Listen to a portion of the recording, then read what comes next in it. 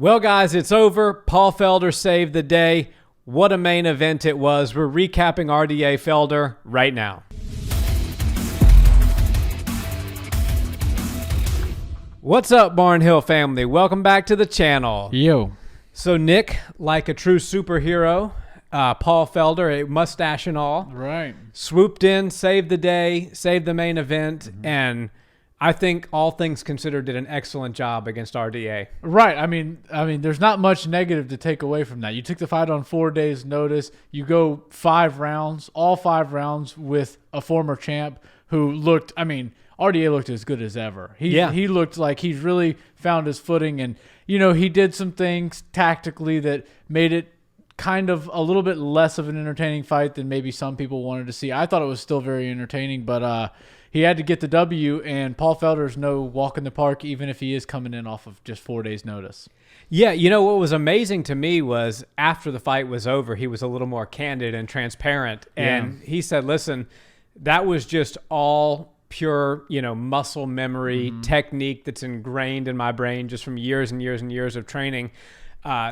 He said, my cardio's in good shape because of the triathlon, but truth be told, I have not been in a gym, meaning an MMA gym, in 4 months. He said, I've done a little pad work. I've messed around with the pads a few times just to stay sharp. But other than that, the last 1/3 of this year has been dedicated to nothing but this triathlon training. And so I think that just really goes to show you that when you put that many hours of dedication into a sport, even if you take years and years and years and years, even if you take a few months off, some people are just so advanced, and Paul Felder's definitely in that category, that the striking is almost like riding a bicycle for him. Yeah, and I will go back to something he said. He came out officially, I guess. The fight technically is his coming out of retirement, but after the fight, he said, I'm not going anywhere anytime soon. So I think he proved to himself that showing up 4 days' notice, going with a former champion, and really standing his own, winning some exchanges. I don't want to go as far as to say he won rounds, but he definitely won a lot of exchanges, won a few minutes in each round for sure, and did great. And that shows him that if he does take a full fight camp, if he does get back into the swing of things, back on the daily fighter grind, that he could be, maybe a top contender, world champion. And that's something, the sport's a better place when Paul Felder's in it. And I think there's a lot of fun matchups for him at 155. Maybe eventually bumps up to 170 for some more fun matches. But I think he has some business to take care of in MMA before he runs into the desert in triathlons and does those types of things. Yeah, no question. And I think that he really reignited the fire in himself. Like what you said, he showed himself that he can still do this. And then he said, hey, look, you start doing the math in your head. I haven't trained at all in the last 4 months. I've been riding a bicycle and swimming in a pool and running, because that's what a triathlon entails. And I've been doing commentating on MMA. Right. And for me to get in there and go 5 rounds, and I agree with you, I would not say that he won any of the rounds. I did score it 5 rounds to none for RDA. Maybe there's an argument for 4-1. Certainly not a split decision, 48-47 Felder. We can get into that later. But that was weird. To see that, hey, I can go in there and I can really, if I do dedicate myself to a fight camp, train for a specific opponent, I'm still at the top of the game. My name is still relevant at 155, and there is a big demand for my services. And I think that, a lot of ways, he said that I'm probably gonna retire after this fight if I win, but not if I lose. It does seem sort of strange that he said that, but afterwards it does make sense. I think that was just a fallback for him. Yeah. I think he surprised himself in a good way and felt really good in there. Obviously, he probably missed it, and not like things like the weight cut and stuff, but missed just the being under the lights and fighting, main event, all of that type of stuff. And no slight to RDA and no slight to Paul Felder, but Paul Felder had to feel good if he walked in there and got that kind of respect in the octagon against RDA. RDA said, you know what, this is not going to be a walk in the park, even though he's been on, on commentating duty. He hasn't been training.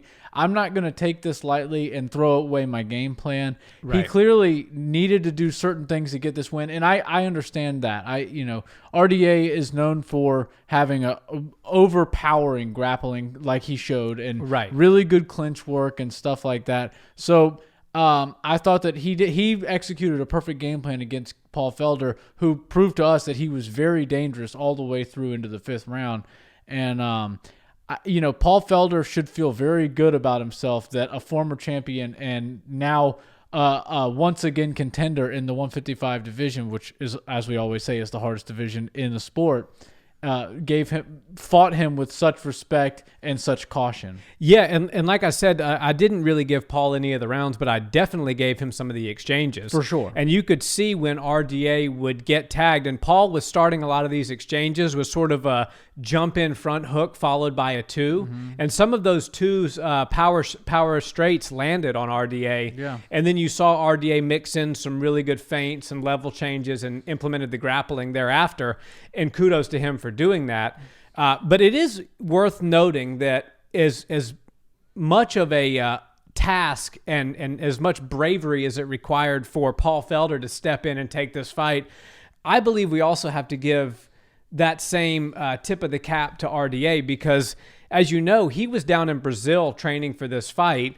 That happens a lot of times when the Brazilians, they have a big grappler that they're going up against. Maybe it's an All-American wrestler or a Dagestani monster like Islam Makhachev. And so you just go to the roots, the Gracie, jiu-jitsu. Everyday Pohada. Yeah, everyday Pohada lifestyle, and just go there and grind out some old school sweat gym grappling, in Brazil. And so I think that was a great approach for an opponent like Islam Makhachev. Would he have done that? Because he trains with Jason Perillo in the States. Would he have decided to do that and go to Brazil and have his camp in Brazil and do that heavy grappling with these monsters and these world champion grapplers had it been Paul Felder? I would say probably not. Yeah, well, after seeing his performance against Paul Felder, it's very interesting to think about a fight between RDA and Islam Makhachev. But I do think that he's just jumped a line. I think Paul Felder was ranked number 7 going into that fight, and RDA beat him, so that's going to put him at, I would assume, at number 7. And maybe Paul Felder moves down a little bit, which makes everybody move down. So that takes Islam right to the very top of the 115. And I don't think that RDA should be giving a fight to somebody who just pulled out on 4 days' notice. Not for any bad reasons, but I just think that RDA is now beyond that fight. And I would like to see it. He definitely sharpened up his jiu-jitsu grappling and all of that. But I will say RDA did really good in some of those striking exchanges as well.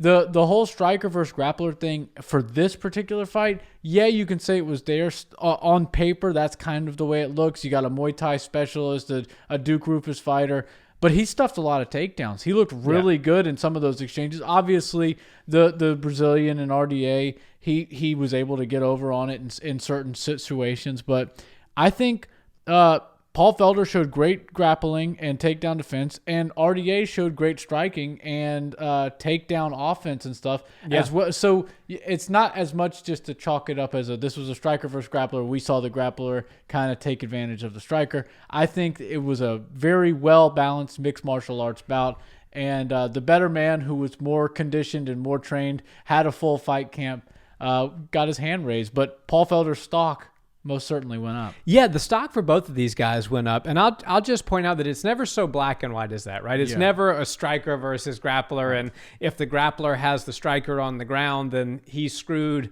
and vice versa. I'll point you to, as you mentioned, Duke Rufus, which is where Paul Felder trains at Rufus Sport MMA, also the home of Anthony Showtime Pettis. Right. And what we know about Showtime Pettis, the Showtime kick, the flashy striking, the very quick head movement. I mean, he's a very prolific, exciting fighter to watch. And when he fought Gilbert Melendez years back, Gilbert was this scrap pack Nick Diaz black belt, and if it gets to a grappling exchange, Showtime is going to be in trouble, but Gilbert might be in trouble if it doesn't go to the ground. Yeah. Gilbert Melendez got caught in a guillotine, if I recall correctly. Right, So, and it's such a lazy way to just to chalk up a fight. And if it goes to the ground and he's in trouble, and if it stays on the feet, he's in trouble. Boom, boom. There's my opinion. I'm done. It's so lazy and just lame, honestly, to call a fight like that. All these people are high level mixed martial artists, and the word mixed is the main word in that. I remember a few years ago. We'll take a stroll down memory lane. You just threw a great story. Valentina Shevchenko is obviously one of the greatest strikers the UFC has ever seen. No doubt.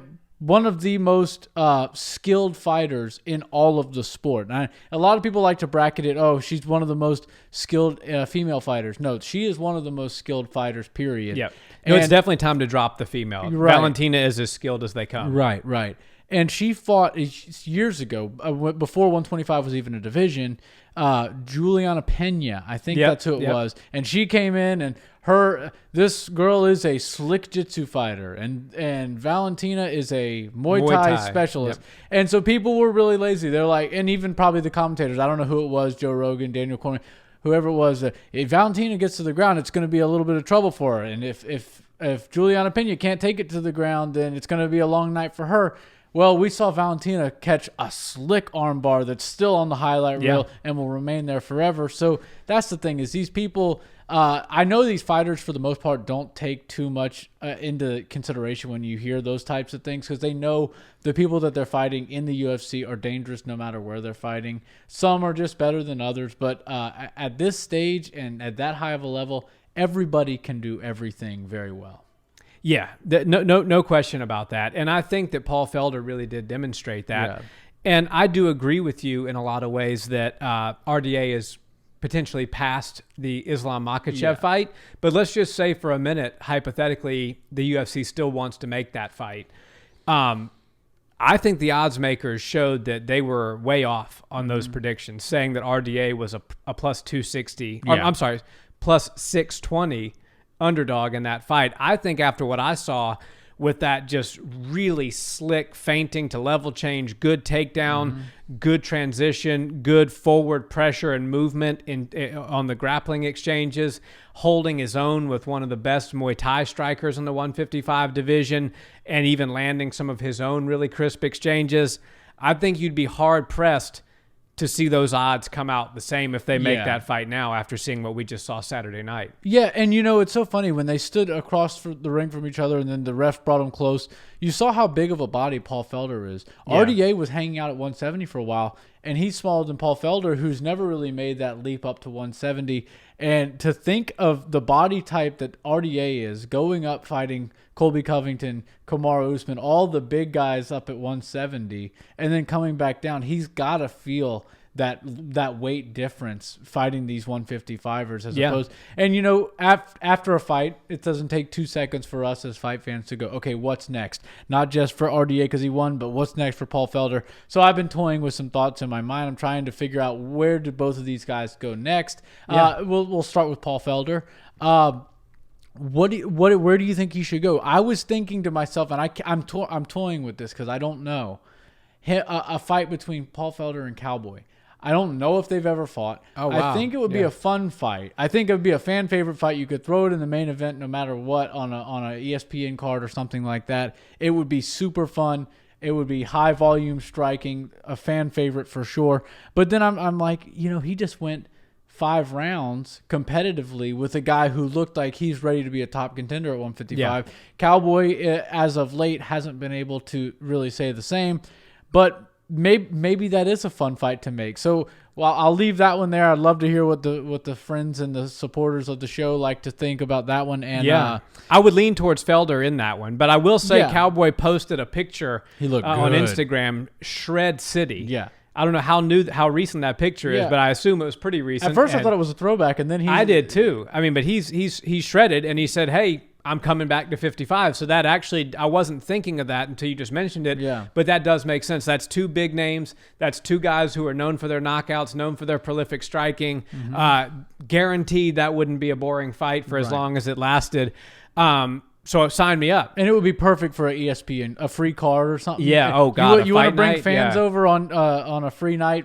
Don't put it on ESPN Plus. Put it on the ESPN the channel, and let those guys bring in some fans. And since we're doing an All-American matchup, New Mexico versus Philly, I'll propose to you an all-Brazilian matchup for RDA. Charles Oliveira versus RDA next. And that's the one I was thinking about for RDA. It's funny you say that because I was thinking the same thing. Maybe Oliveira's the right one. He's number 6. I think RDA will probably move into number 7. I didn't know if they had trained together, if they do train, or how close or not close their connection is. But he was the first person that came to mind for me. Also, I think that if they don't get this Tony Ferguson versus Michael Chandler, which I'm thinking that's all but signed and all but official, but if they don't, Michael Chandler's entrance to the UFC would be great with a former champion in RDA. I think that would be a very fun matchup, very difficult for him to just walk through RDA. I don't think that after seeing his performance against Paul Felder that Michael Chandler would just come in and wrestle him up. No, I mean, you saw RDA in there with Colby Covington and Kamaru Usman. Right. And, they won, and they won decisively, but they didn't walk through him. Right. So to think that Michael Chandler possesses some sort of wrestling skill that one of those two doesn't would be a foolish thing to think. Right. So I think that's a great fight as well. I do think the Ferguson and Chandler happens, but I mean, if it doesn't, sign me up for RDA Chandler. Yeah, and another Brazilian on Brazilian fight would be the Ferreira. I'm not really familiar with how to say his name, but Ferreira, he's like number 8 in the 155. Yeah. That would be kind of another dark horse. Him and Charles Oliveira are the dark horses of the 155 division. Yeah, and they're both dangerous. You know what's so funny is when we saw Glover Teixeira versus Thiago Santos. Yeah. And I think they said that was the 7th or 8th time 2 Brazilians have main evented a UFC card. I thought you said 4th. I think it was 8. Okay, I think it was 8. I can't remember the number. Yeah, but so there's no way of remembering. No way of knowing. But that just shows you that there's 2 people per fight, so 16 people Brazilians have main evented a fight against each other. And think about all the great Brazilian fighters that we have, and I'm sure some of those are repeats. I'd have to look at the list and see who's on there officially. They just don't fight each other that often. Yeah. They especially in main events and in big fight situations, and in the smaller, like, work your way up type of situations. But when you have 2 guys that are at the top of the heap, so much so that they could main event a card, they tend to stay out of each other's lanes for whatever reason. But I think that's a fun fight to make. I think RDA Charles Oliveira, as long as they're not teammates, and I don't think that they are or anything like that, then I think Dana should try to probably make that fight. Yeah, I agree. I think 2 things worth mentioning as takeaways after the fact. One, I love what Paul Felder said about weight cutting, and saying get your you-know-what together to the rest of the heap. Because there was a lot of people on that card that missed weight for no reason. Wrong card to miss weight on. Yeah. Card for Paul Felder to come in on 4 days notice and not be one of the people that missed weight. If anybody deserved to miss weight, it was Paul Felder. And by the way, you said something about the card, the 48-47 for Felder. That was number 2 if there was anybody that deserved a botched scorecard this past weekend, it was Paul Felder. Yeah. But I don't like a botched scorecard. But he did deserve it, and he also deserved to miss weight if he needed to. He's a professional. He didn't miss weight, but there were several people on this card that did, and that just is not a good look, especially when the guy in the main event comes in on 4 days notice, loses 20 pounds in 4 days, and he was angry about it. Yeah, when the guy that shows up with multiple 3-piece suits packed in his suitcase and is ready to hit the buffet can then make weight on 4 days. There's really no excuse to not make weight. And I'm glad that he called that out, and I'm glad that he made that point, because that shows you the level of professionalism that you need to have if you want to be somebody as big as Paul Felder. And maybe this is the wake-up call for the guys that didn't make weight to say, hey, that's a true professional. I want to be like him. But onto the scorecard, I mean, this is just another example of, like, you just have these outcomes that just sour, an otherwise such sweet experience. And even Paul Felder's face when they read that card for him was pure and utter surprise. Right. When the guy who you're calling, when you're scoring the fight for him as the winner, and he is more surprised than Michael Bisping, who's on the mic, and then after the fact said that guy should never, he or she should never ref or look for another job, I think is what he said. you know what? I just don't know what's going on with that. How do two people see that 50 to 45 and one person sees it the other 40? way? Yeah. So two people saw that 5 rounds to nothing RDA. I saw it 5 rounds to nothing RDA. I think you did as well. There's an argument for 4-1 RDA. There's zero argument for 3-2 Felder. No. And he knows that. And that's okay. I mean, the guy came in there he hasn't trained in 4 months, but how in the world can you give a scorecard like that and then continue to ref? Yeah, I don't know. Or sorry, continue to judge. Maybe he just felt bad and wanted to put his biased opinion because he was so happy Paul Felder did it. I don't really know.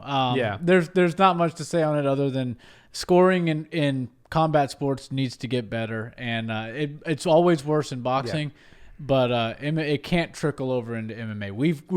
We've as a sport gotten rid of so many bad habits that came from boxing, and that's just one that we haven't quite kicked yet. But I do feel confident that eventually we'll be able to shake that disaster of a situation. I think so. Well, guys, thanks so much for watching the video. Were you guys as impressed with the Irish Dragon as we were? I mean, come on, 4 months, no training, doing a triathlon. It's pretty incredible. Yeah. Who do you want to see him fight next? Who do you want to see RDA fight next? Let us know in the comments, and thanks for watching again. Please like, comment, subscribe, and check us out where you listen to audio, guys. Thanks so much. Peace out.